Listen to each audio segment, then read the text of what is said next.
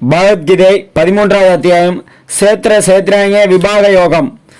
கடல் வேறு, அலைகள் வேறு, கனல் வேறு, அனலும் வேறு, மடல் வேறு, மனமும் வேறு, மற்றவை ஒன்றோடொன்று உடன்பாடு கொண்டு நிற்கும் ஒரு தனி இயற்கை போல உடலோடு ஆன்மா என்று உரைத்தான் கண்ணன். அங்கே அர்ஜுனன் சொல்கிறான், கண்ணா, இயற்கை, ஆன்மா, உடல், உயிர், அறிவு, அறியப்படும் பொருள் ஆகியவற்றை நான் அறிய விரும்புகிறேன். குந்தியின் மகனே, இந்த தேகத்தை ஞானிகள் சேத்திரம் என்பார்கள்.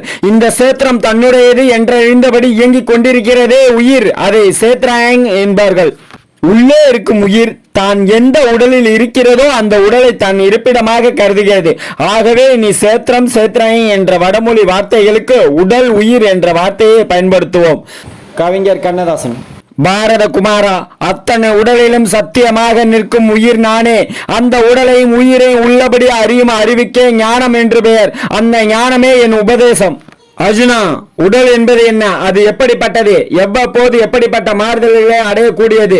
அந்த உயிர் எது? அதன் மகிமை என்ன? அனைத்தையும் சுருக்கமாக சொல்கிறேன், கேள். வேத முனிவர்களால் உடல் உயிர் தத்துவம் பல வகையாக பிரிக்கப்பட்டிருக்கிறது. வேதங்கள் பலவற்றிலும் அது அறுதியிட்டு சொல்லப்பட்டிருக்கிறது. யூகம் நிறைந்த ஆனால் நம்பக்கூடிய நல்ல ஞானத்தை தரக்கூடிய பிரம்ம சூத்திரங்களிலும் நன்கு விவரிக்கப்பட்டுள்ளது.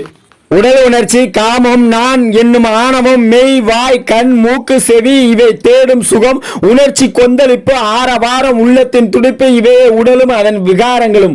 ஆணவமின்மை, ஆரவாரமின்மை, அகிம்சை, பொறுமை, நேர்மை, குருவை பணிதல், தூய்மை, உறுதியாக நிற்கும் நிலை, மனதை கட்டுதல், உடம்பு துள்ளி விழும் ஆசைகளில் பற்று வைக்காதிருத்தல், அகங்காரம் இல்லாதிருத்தல், பிறப்பு, இறப்பு, மூப்பு, வியாதி, துக்கம் இவற்றின் தீமையை கண்டு தெளிதல், தாமரை இலை தண்ணீர் போல் பற்றற்றி இருத்தல், என் மகன், என் மனைவி, என் வீடு என்று ஒட்டி கொள்ளாமல் தனித்திருத்தல், வரவை கண்டு மகிழாமல் போவதை கண்டு கலங்காமல் சமநிலையில் இருத்தல், என்னே சரணடையும் இணையற்ற பக்தி, தனிமை கண்டதுண்டு அதில் சாரம் இருக்குதம்மா என்று தனியாக இருத்தல், சண்டை நெரிசல் போல கூடும் ஜன கூட்டத்தில் வெறுப்பு, ஆன்மாவை பற்றிய அறிவில் நிலை பெற்று இருத்தல், தத்துவ ஞானத்தை பயன்படுத்துவதை பற்றிய சிந்தனை இவையெல்லாம் ஞானம் என்று சொல்லப்படுகின்றன. அவற்றுக்கு மாறுபட்டவை எல்லாம் அஞ்ஞானம்.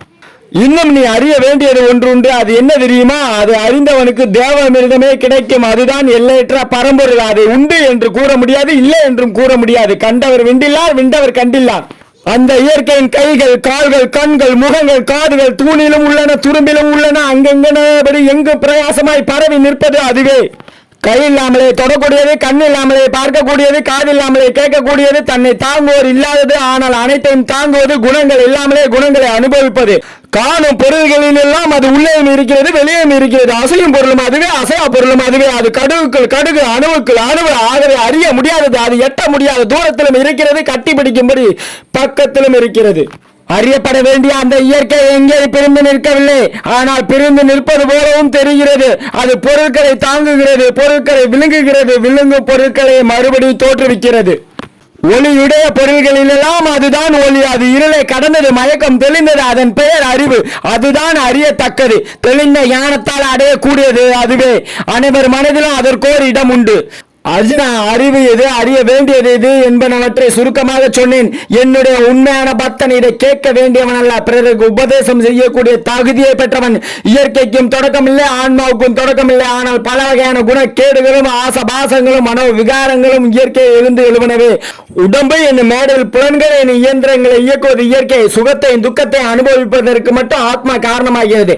ஆத்மா இயற்கையில் கலந்து அதன் நன்மை தீமைகளை அனுபவிக்கிறது. அந்த ஆத்மா மறுபிறப்பில் நல்ல பிறப்போ கெட்ட பிறப்போ எடுப்பதற்கு காரணம் எதிலும் ஆசை வைப்பது. தேகத்தில் ஆத்மா இருக்கிறது, சமயத்தில் அது உயர்ந்தும் நிற்கிறது. அந்த உயர்ந்த ஆத்மாவை பக்கத்தில் நின்று பார்ப்பவனே, அனுமதி அளிப்பவனை, தாங்குகின்றவனை, ஆட்சி செய்பவனை தான் பரமாத்மா என்கிறார்கள். ஒருவன் ஆத்மாவை புரிந்து கொள்ள வேண்டிய, இயற்கையை பற்றி தெளிவு பெற வேண்டும், பல வகையான குணங்களை எடை போட்டு முடிவு செய்ய வேண்டும். அப்படி முடிவு செய்பவன் எந்த காரணம் கொண்டு மறுபடி பிறப்பதில்லை. உடல் வேறு, மனம் வேறு, ஆத்மா வேறு. சிலர் தியானம் செய்து செய்து பக்குவப்பட்ட மனதால் ஆத்மாவை நேரில் பார்க்கிறார்கள். மற்றும் சிலர் தத்துவ அறிவாலும் சிலர் காரிய சிந்தனையாலும் ஆத்மாவை பார்க்கிறார்கள். வேறு சிலரோ இது புரியாமல் யாராவது சொல்ல கேட்டு அதன்படி ஆத்மாவை தேடுகிறார்கள். அந்த கேள்வி ஞானத்தை பெரிதாக மதிப்பவர்களும் பிறப்பு இறப்பற்ற நிலை அடைகிறார்கள். அர்ஜுனா, அசையும் பொருளோ அசையா பொருளோ எந்த வகையில் எந்த ஓர் உயிர் உண்டானாலும் அது உடலும் உயிரும் சேர்ந்ததால் பிறப்பதென்று அறிய வேண்டும். தோன்றும் பொருட்களில் ஊன்றி நிலைத்து எல்லாம் சமவனை இயங்குவான் இறைவன். அழியும் பொருட்களில் அழியாதவன் அவன். அவனை காண்பவனே அறிஞன் மேதை. பார்க்கும் இடம் தோறும் நீக்கமர நிறைந்திருக்கும் பரமேஸ்வரனை கண்டவன் தன்னை தானே வருத்தி கொள்ள மாட்டான், அதனால் உயர்ந்த நிலையை அடைவான். இயற்கை தான் அனைத்தையும் செய்கிறது, ஆத்மா அதற்கு காரணம் என்று எவன் கண்டுகொள்கிறானோ அவனே பேரறிஞன். ஒரு இடத்திலேயே எல்லாம் அடங்கி இருக்கின்றன, அந்த இடத்தில் இருந்தே யாவும் புறப்படுகின்றன, அதனிலிருந்தே பல வகையாக விரிவடைகின்றன. இதை ஒருவன் எப்பொழுது அறிகிறானோ அப்பொழுது அவன் அனைத்தையும் கடந்த நிலையை அடைகிறான். பரமாத்மா என்பது ஆரம்பமோ முடிவோ இல்லாதது, தனக்கென்று சொந்த குணங்கள் இல்லாதது, ஆகவே அழிவில்லாதது. உடலுக்குள்ளே இந்த பரமாத்மா இருந்தாலும் அது எதையும் செய்வதும் இல்லை, எதில பற்று வைப்பதும் இல்லை. ஆகாயம் என்பது என்ன? அது எதிரே ஒட்டி கொண்டிருக்கிறது, ஆராய்ச்சிக்கு அப்பாற்பட்ட ஒரு கலவை. அந்த ஆகாயம் அது போலதான் ஆத்மாவும். அது எந்த தேகத்தில் இருந்தாலும் தேகத்தோடு ஒட்டுவதில்லை. ஒரே சூரியன் உலகம் முழுமைக்கு ஒளி தருகிறான், அது போலவே ஆத்மா தேகத்தை ஒளிபெறச் செய்கிறான். அர்ஜுனா, யாவன் ஒருவன் ஞான கண்ணால் சேத்திரம் சேத்திரம் இவற்றுக்கிடையே உள்ள வேறுபாட்டை அறிகின்றானோ அவன் பூத பிரகிருதி என்றும், அதாவது பொருட்களிலிருந்து இயற்கையில் நின்றும் விடுதலை பெற்று பரமகதியை அடைகிறான். 13ஆம் அத்தியாயம் முற்றிற்று. பகவத்கீதை நூல் பற்றி ஸ்ரீ காஞ்சி காமகோடி பிராதிபதி ஸ்ரீ ஜெயேந்திர சரஸ்வதி சங்கராச்சாரிய சுவாமிகள் அருளிலிருந்து பகவத்கீதை உலகத்தில் உள்ள உயிரினங்கள் அனைத்திற்கும் பொதுவான நூல். உலகம் முழுவதும் நன்றாக இருக்க வேண்டும் என்று பிரார்த்தித்து கிருஷ்ண பரமாத்மா அருளிய கீதை பகவத்கீதை என்று பெயரிடப்பட்டுள்ளன. பகவான் எல்லோருக்கும் பொதுவாக வராததால் எல்லோரும் அதை ஏற்றுக்கொள்ளலாம். அதனாலே பல்வேறு மொழிகளிலும் அந்நூல் மொழிபெயர்க்கப்பட்டுள்ளன. உரிமைக்காக போராட்டம் நடக்கும் இடத்தில் கீதை பிறந்தது விசேஷம். எங்கு உண்மையான ஞானம் ஏற்பட வேண்டுமோ அந்த இடத்தில் தான் கீதையை பகவான் உபதேசித்துள்ளார். மனிதன் பிறப்பிலிருந்து இறுதி வரை செய்ய வேண்டிய காரியங்களை விவரிக்கும் கீதையின் கடைசியில் அவர் கடமையை செய்து பலனை தம்மிடம் ஒப்படைத்து விட்டால் அதை தாமே ஏற்றுக்கொண்டு பலன் நிற்பதாக பகவான் கூறுகிறார். அஞ்ஞானத்திலிருந்து அர்ஜுனனும் அதிலிருந்து விடுபட்டு அவரது ஆணைப்படி நடக்க தனது மனம் பக்குவம் அடைந்து விட்டதாக கூறுவதுடன் கீதை முடிவடைகிறது. அறியாமை, மோகம், பேராசை, நான் எனது என்ற அகங்காரம் நீங்கி வாழ்தல் கஷ்டம் குறையும். விருப்பு வெறுப்பற்ற முறையில் கடமையாற்றும் போது மனம் நிம்மதி அடையும்.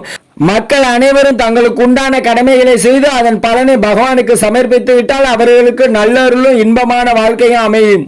DTGS7G கோவிந்தராஜ் ஐபத்தா யூடியூப் சேனல் பிடிச்சிருந்தா லைக் பண்ணுங்க, ஷேர் பண்ணுங்க, கமெண்ட் பண்ணுங்க. உங்களுக்கு பிடிச்சவங்களுக்கு அந்த வீடியோவை அனுப்பிச்சு விடுங்க, அவங்களும் பார்த்து பயனடையட்டும். தேங்க்ஸ் ஃபார் வாட்சிங்.